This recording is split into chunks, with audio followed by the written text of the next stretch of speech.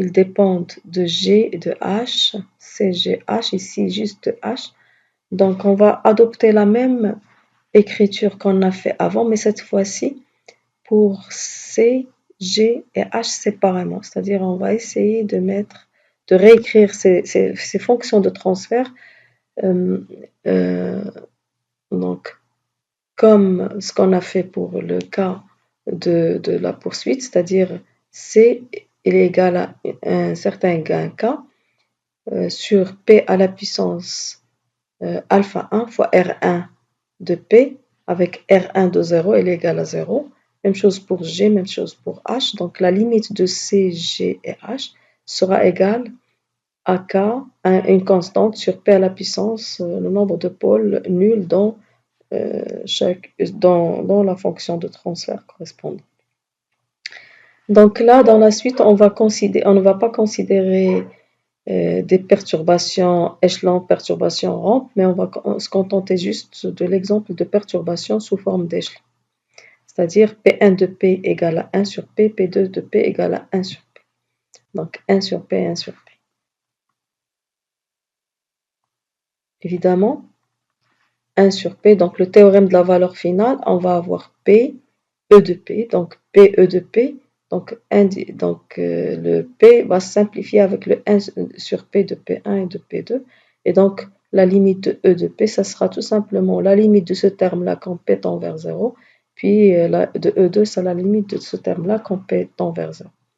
Donc évidemment, ça se voit que quand P tend vers 0, ces limites, elles dépendent. Il y a le terme P à la puissance alpha, donc ça va dépendre de alpha 1, alpha 2, alpha 3. Donc, on va considérer cas par cas.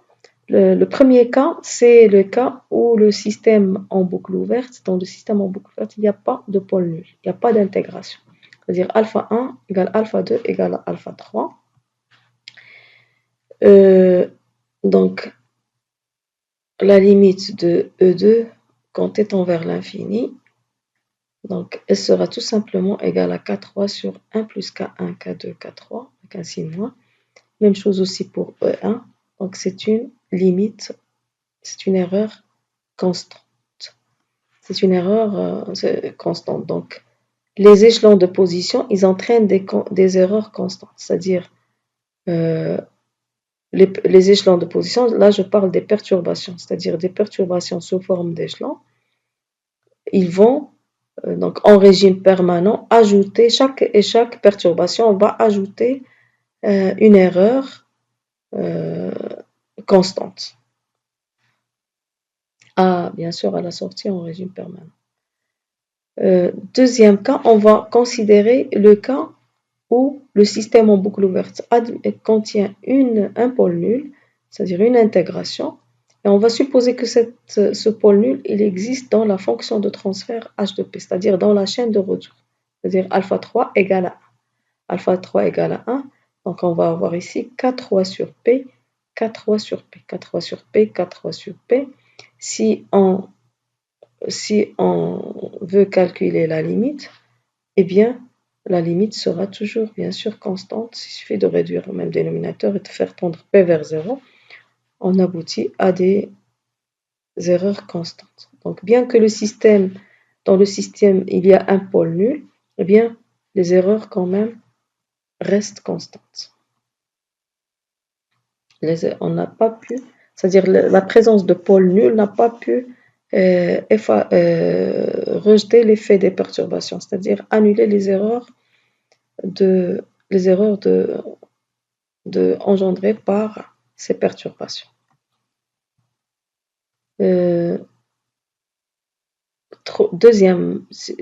C'est-à-dire la deuxième situation pour l'existence d'un pôle nul. Donc là, on va toujours continuer à supposer qu'il existe un pôle nul, mais cette fois-ci dans G. Souvenez-vous, donc la fonction G, il y a la première perturbation et puis la deuxième perturbation. Donc c'est alpha 2 qui est égal à 1 et alpha 1, alpha 3 égale à 0. Donc alpha 2 égale à 1, donc on va voir la limite, il y aura K2 sur P. K2 sur P, là où il y a G, sera remplacé par K2 sur P. Donc, là, ça se voit que, donc on réduit, on cherche la limite. Donc, c'est moins 1 sur K1. Par contre, ici, ce terme-là, il tend vers l'infini. Donc, l'erreur, elle tend vers 0. Donc, qu'est-ce qu'on voit? En fait, la présence d'un pôle nul dans G a permis d'annuler l'effet de la deuxième perturbation, mais quand même, la première perturbation, elle a toujours, l'effet de la première perturbation est toujours là, donc il engendre une erreur constante.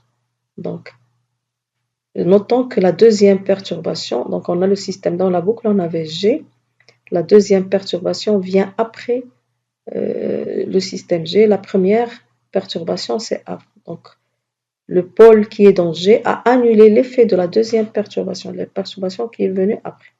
Maintenant, on va considérer, donc on va supposer qu'il y a un pôle nul, mais cette fois-ci dans C de P. C de P et les autres, donc alpha 2, alpha 3 égale à 0. Donc C de P, il y a un pôle nul. Notez que les perturbations sont venues après le bloc C de P dans la boucle de régulation que j'ai considérée. Donc C de P, ça veut dire là où il y aura K1, il y aura K1 sur P, tout simplement. Donc K1, il n'est que dans le dénominateur. On n'a pas de K de C de P dans le numérateur que pour les deux erreurs. Donc on va avoir K1 de P et juste en dénominateur. Donc ça se voit que ce terme-là, il tend vers l'infini quand P tend vers 0 et donc l'erreur, la limite, elle tend vers 0 pour dans les deux cas, pour les deux erreurs.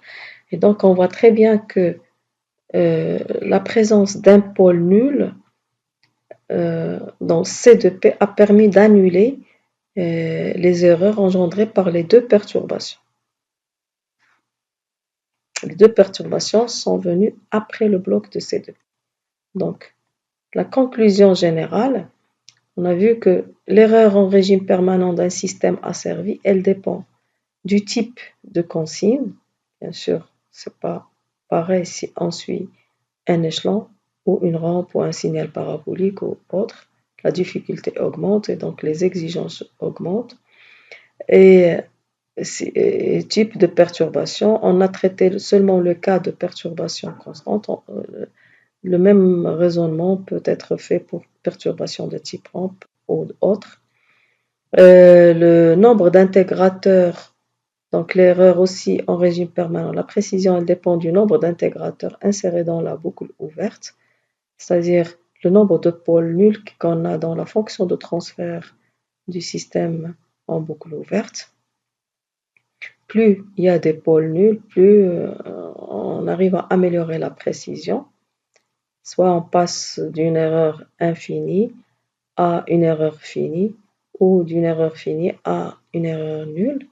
Mais aussi, ça dépend de l'emplacement de ces pôles nuls. On a vu que dans le cas des perturbations, que en fait l'emplacement est important. Le système donc sera en général d'autant plus précis que le nombre d'intégrateurs est élevé. Les intégrateurs sont placés en amont des perturbations, c'est-à-dire avant les perturbations, pour annuler l'effet de ces perturbations. Et bien sûr, dans le cas où l'erreur est finie, bien cette erreur, elle dépend aussi du gain de la fonction de transfert en boucle.